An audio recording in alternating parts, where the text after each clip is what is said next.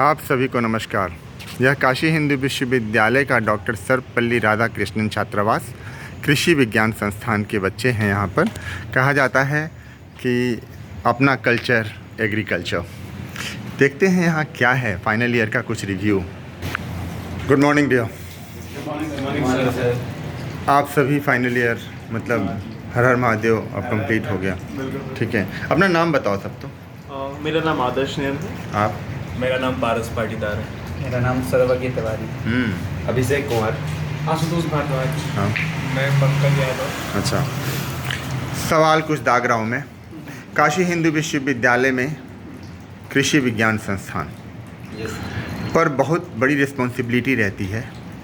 क्या लगता है कि उस रिस्पॉन्सिबिलिटी को एक रिसर्च पॉइंट ऑफ व्यू से या एक जितना आप लोगों ने 4 साल में पढ़ाई की उस दृष्टिकोण से कितना योगदान इस इंस्टीट्यूट के द्वारा मिलता है इस पूरे भारत के कृषि व्यवस्था को, ज़रा बताओ तो। हाँ, BHU स्पेसिफिकली IES एग्रीकल्चर जो है हाँ। काफ़ी नई वेराइटीज़ के ऊपर काम वाम करता है। इनफैक्ट अभी रिसेंटली आपका मालवे वेराइटीज़ निकला है, आपका genetics and plant breeding department से। हॉर्टिकल्चर डिपार्टमेंट भी काफ़ी ज़्यादा काम कर रहा है। रिसर्च ग्रांट्स भी यहाँ पे इंटरनेशनल नेशनल्स दोनों आते हैं। तो अगर रिसर्च पॉइंट ऑफ व्यू से देखा जा रहा है तो इंडिया में IES BHU एक गवर्नमेंटल इंस्टीट्यूशन के नाम पे मतलब बहुत ही उम्दा काम कर रहा है, बहुत ही अच्छा काम कर रहा है। ठीक है। आप कुछ ऐड करो तो इसमें। और ISBHU का आप एल्यूमनाई देखें और भारत में कोई भी बड़े कृषि संस्थान देखें तो उस पर जो भी बड़ी पोस्ट पर बैठे हैं वो आज एल्यूमनाई BHU IS के ही, उसमें कुछ ना कुछ होंगे ही, उसके ही मेंबर्स हैं। आप कोई भी DG देख लीजिए ICR का, या आप कोई से भी बड़ी संस्था देख लीजिए उसमें ICR के BHU के एल्यूमनाई हैं। VC हो गए, बहुत सारी यूनिवर्सिटी के VC हो गए, वो भी यहीं से निकले हुए हैं। मतलब कि चारों तरफ भरे पड़े हैं। चारों तरफ भरे पड़े हैं, हर जगह। एक बात बताओ कि चारों तरफ भरे पड़े होने के बावजूद आखिर क्यों ऑर्गेनिक चीज़ें इनऑर्गेनिक में कन्वर्ट हो गई? आज हम भोजन अच्छा कर पा रहे हैं? शायद नहीं, ठीक है, नहीं कर पा रहे ना, ठीक है। दूध, ठीक है, आप देखो तो दूध का प्रोडक्शन कितना होता है पूरे के पूरे इस भारत में जितना होता है उसके चौगुना लोग पी जाते हैं। तो आखिर ये इस पर कुछ कहोगे? अब बात की ऑर्गेनिक की तो ठीक है, क्वालिटी है ऑर्गेनिक में, लेकिन क्वांटिटी उतना नहीं मिल पाएगा जो हम पूरा इतनी पॉपुलेशन को फीड कर पाए।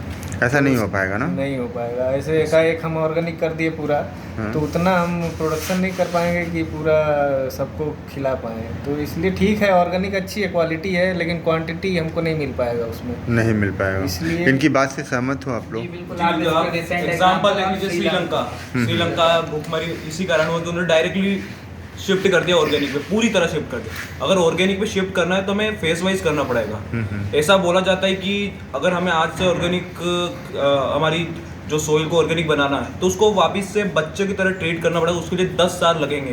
पूरा जो भी इंसेक्टिसाइड पेस्टिसाइड जो भी मिला उसका पूरा रेजिस्टेंट खत्म होने में लगभग 10 साल लगेंगे, तब जाके होगा। और अचानक किया तो वही श्रीलंका जैसा हाल। आप कुछ कह रहे थे बाबू?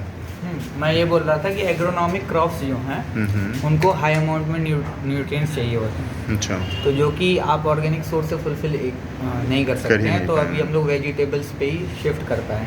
लोग इसमें तर्क देते हैं कि पहले भी होता था, तो पहले हमारी पॉपुलेशन उतनी नहीं थी। अब हमारी पॉपुलेशन ज़्यादा है, हमको इतने लोगों को भोजन भी कराना है, तो वो भी एक पॉइंट ऑफ व्यू है। एकदम से शिफ्ट नहीं कर सकते, जैसे पारस ने बताया, फेज वाइज हमको। और लैंड का भी बहुत शॉर्टेज है।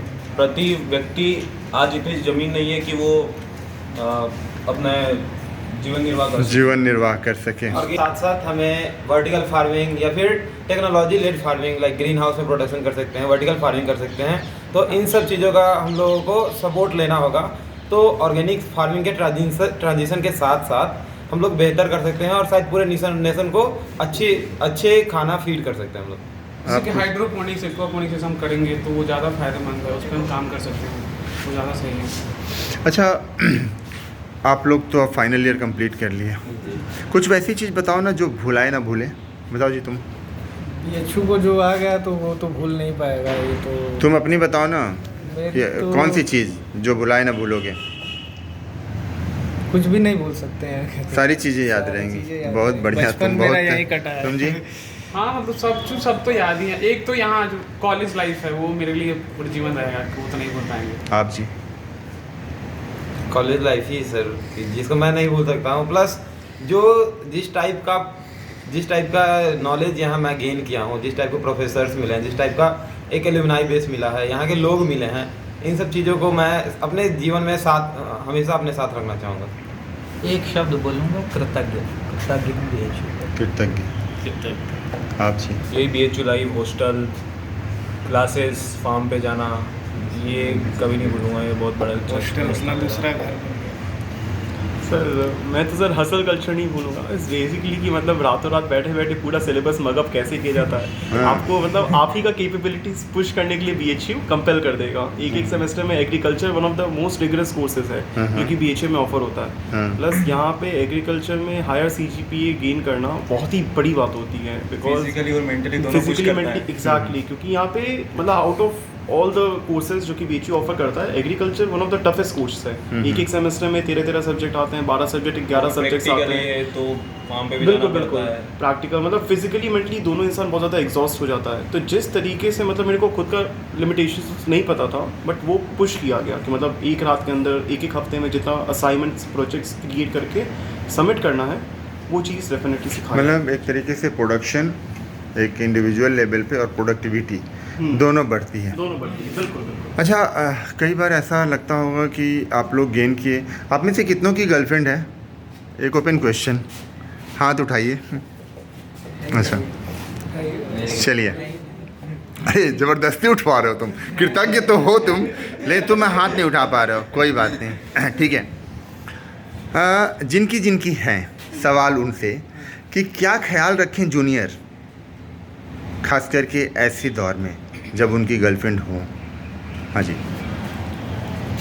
ओवरली एम्बिशियस मत रहिए, मतलब बहुत ज़्यादा रियलिस्टिक अप्रोच रखना बहुत इंपॉर्टेंट है कि आप क्या एक्सपेक्ट करते हो कि रिलेशनशिप से, क्या नहीं करते हो, है ना। एंड ज़्यादा फ्यूचर में डवेल ना करें, प्रेजेंट में लिव करें, तो आपके लिए भी बेहतर रहेगा और दूसरे के लिए भी बेहतर रहेगा। बहुत बढ़िया, तुम बताओ जी। यही कि प्यार दो, अटेंशन दो, अच्छे से रखो। अच्छा, यही ध्यान रखने के लिए जूनियरों को बता रहे हो। जूनियर तो देखेंगे। हाँ तुम जी? सर मेरे लिए एक वर्ड है, म्यूचुअल रिस्पेक्ट। लाइक जितना आप उसकी रिस्पेक्ट करते हो उतना ही रिस्पेक्ट आपको मिलेगा। तो गिव एंड टेक रिलेशन होना चाहिए कि जितना आप रिस्पेक्ट कर रहे हो उतना ही रिस्पेक्ट आपको मिल रहा है, तो उतना होना चाहिए, म्यूचुअल रिस्पेक्ट होना चाहिए। आप भी हाथ उठाए थे? हाँ। इंटेलेक्ट मैच करना चाहिए। अगर आप जैसा सोचते हैं वैसा वो भी सोचे तो ज़्यादा सही होता है कि आपकी बातों को समझ पाएंगे या आप उनकी बातों को समझ पाएंगे। अच्छा, इंटेलेक्ट मैच करना चाहिए। मैच करना चाहिए। बहुत बढ़िया। कैंपस में कुछ वैसी चीज़ें चाहते हो जिससे कि आप जो चाहते हो उसमें थोड़ा ग्रो हो, कुछ वैसी जिसमें कमी आपको महसूस हुई कि नहीं ये भी होना चाहिए? जैसे में तो तुम ही डिसाइड करोगे ना। हाँ बताओ बाबू। मैंने एक चीज़ें जो महसूस की, लाइक जब भी मैं मॉर्निंग वॉक पे जाता हूँ या फिर इवनिंग वॉक पे ही जब जाता हूँ, तो कैंपस में कुछ ऐसे बेंचेज लगाए जा सकते हैं जहाँ पे लाइक जो बुजुर्ग लोग ही हैं या फिर हम ही लोग हैं तो एक दूसरे के साथ सोशलाइज कर सके।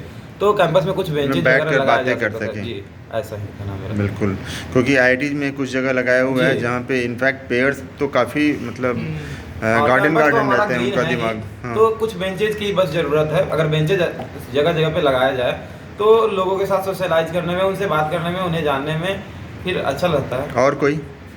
कुछ जगह पे स्ट्रीट लाइट्स जो है ऑफ रहती हैं, तो वो स्ट्रीट लाइट्स।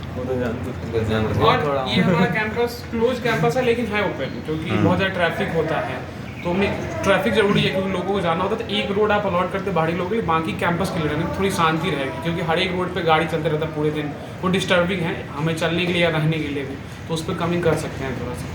BHU में सर एक और प्रॉब्लम है कि लाइक फैसिलिटीज़ BHU में हर चीज़ को लेकर है। लाइक पब्लिक ट्रांसपोर्टेशन आपका हो गया, लैंडस्केपिंग के बात अगर हम कर लें या स्टूडेंट फैसिलिटीज़ की भी बात कर लें, बट प्रॉब्लम है कि यहाँ पे अकाउंटेबिलिटी का कोई सीन ही नहीं है, प्रॉपर एडमिनिस्ट्रेशन नहीं है।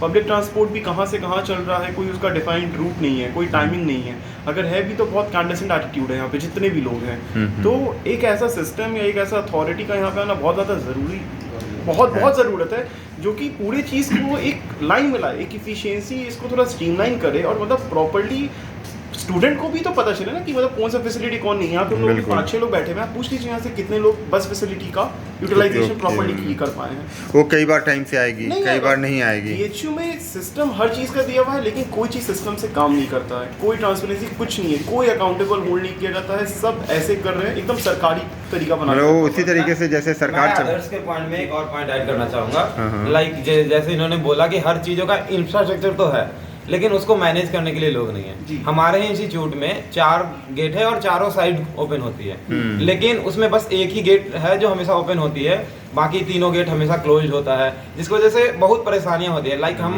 रश कर रहे होते हैं अपने क्लासेस के लिए और हमें लंबे रूट लेके जाना होता है, तो इन सब चीज़ों को ध्यान रखा जा सकता है। एक गार्ड लगता है एक्स्ट्रा, जिसकी वजह से हम दूसरा गेट भी ओपन रख सकते हैं।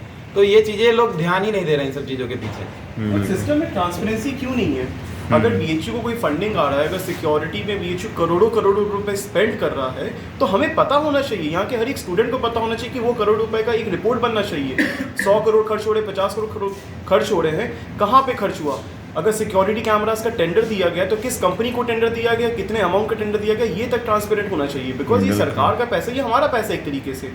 इस चीज़ का ट्रांसपेरेंसी एकदम मतलब ग्राउंड लेवल पे आना चाहिए और पता होना चाहिए। मैनेजमेंट तो बीएचयू का इतना वाहियात है कि जो सुधार की जरूरत है। सॉरी हाँ। करेक्शन, बट यस हाँ, सुधार की जरूरत है। बहुत ज़रूरत है।